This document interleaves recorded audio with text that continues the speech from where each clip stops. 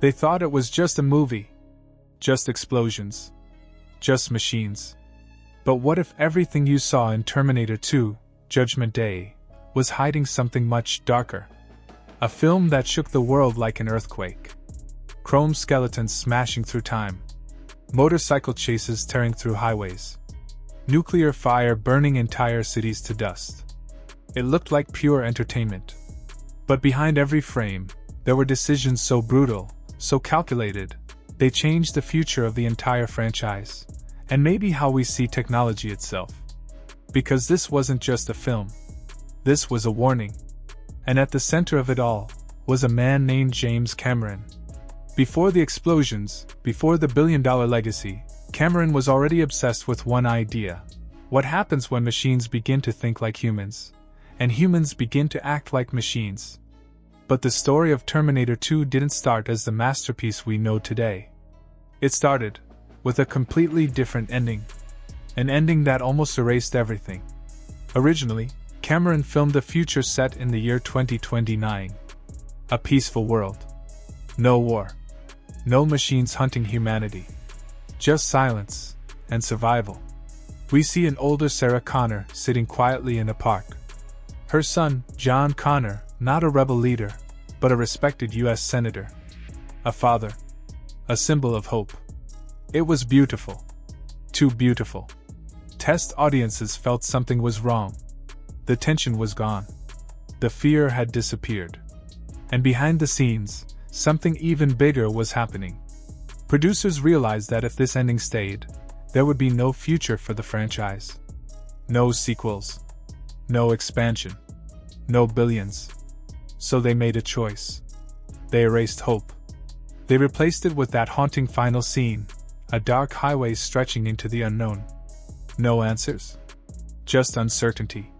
Just fear. And just like that, Terminator 2 became immortal. But while the ending changed, something else was evolving inside the film. The machines. Everyone remembers the T-800. Played by Arnold Schwarzenegger. A killing machine, slowly learning what it means to be human. Learning empathy. Learning restraint. But there was another machine. Something colder. Smarter. More terrifying. The T-1000. Played by Robert Patrick. At first, it kills without emotion. Quick. Efficient. Silent. But as the story unfolds, something changes. It begins to enjoy the hunt. It mocks its victims. It delays killing, not because it has to, but because it wants to.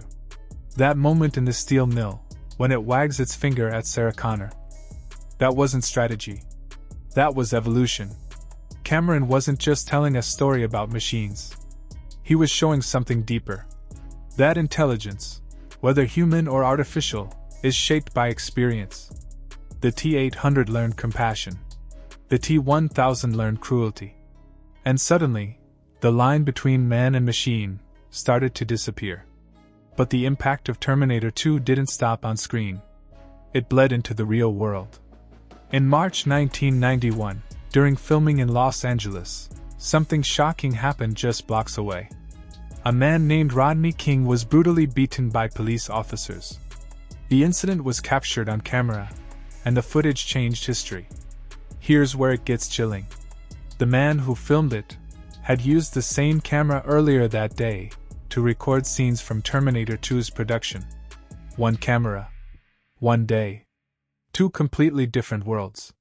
One fictional nightmare about machines controlling humanity. And one real moment that exposed human brutality. The connection was accidental, but the symbolism was undeniable. And then there are the secrets fans still argue about to this day. Like the infamous Skynet paradox. In Terminator 2, Sarah and John Connor destroy Cyberdyne systems. They kill Miles Dyson. They erase the original path that led to Skynet. It should have ended everything. But it didn't. Because in later films, Skynet still exists. Still rises. Still destroys. Why? Because the story suggests something terrifying. That Judgment Day isn't a single event. It's inevitable. Remove one creator, and another takes their place. Stop one timeline, and another rewrites itself. It's not just science fiction anymore. It's a theory. And then, there's the crossover that shocked even hardcore fans. In a dark comic storyline, the world of Terminator collides with another iconic character, RoboCop. In this version, Skynet isn't just created by machines. It's born from a human mind. Alex Murphy, the man inside RoboCop. His consciousness becomes the missing link that allows machines to truly think, to become self-aware. It flips everything. Machines aren't just replacing humans. They're becoming them. And suddenly, the war isn't about survival anymore. It's about identity. But not every idea made it into the film. Some were too disturbing. At one point, Cameron considered having the T-1000 disguise itself as Kyle Reese, Sarah Connor's lost love. Imagine that moment. Sarah sees him, runs toward him, believes, just for a second, that he's alive. And then, he kills her. It was scrapped. Not because it wasn't powerful, but because it was too cruel, too dark. Even for Terminator. Still, traces of that idea remain. The emotional scars.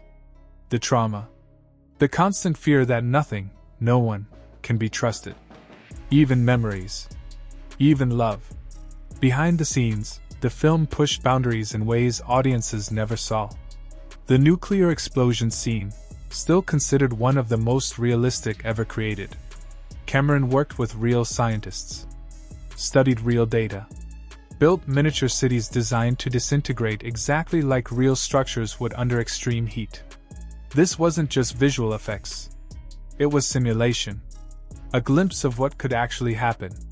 And for some viewers, it felt too real. But the chaos wasn't just creative. It was financial too. After the film's success, the studio behind it collapsed. Rights were sold. Control was lost. And Cameron, the man who created this universe, was pushed out of his own story. For years he refused to return. Because to him, Terminator wasn't just a franchise. It was a message. And he believed that message was being turned into something else. Something commercial. Something empty. Yet despite everything, Terminator 2 survived. Because of moments that became legendary. Like the line, "Hasta la vista, baby." A phrase so iconic, it had to be changed in other languages just to preserve its impact. Or the casting of a young Edward Furlong as John Connor. A kid with no acting experience. No polish. Just raw, chaotic energy. Exactly what Cameron wanted. Someone real. Someone unpredictable. Someone human. Even Arnold Schwarzenegger went beyond limits. Training with weapons so heavy they were never meant to be handheld. Moving like a machine. Speaking like one. Because in this world, perfection wasn't enough. It had to feel real. And maybe that's why Terminator 2 still resonates today. Because beneath the action, beneath the spectacle, there's a question that never goes away. What happens when the things we create start learning from us? Because the film doesn't just show machines becoming dangerous. It shows them becoming human.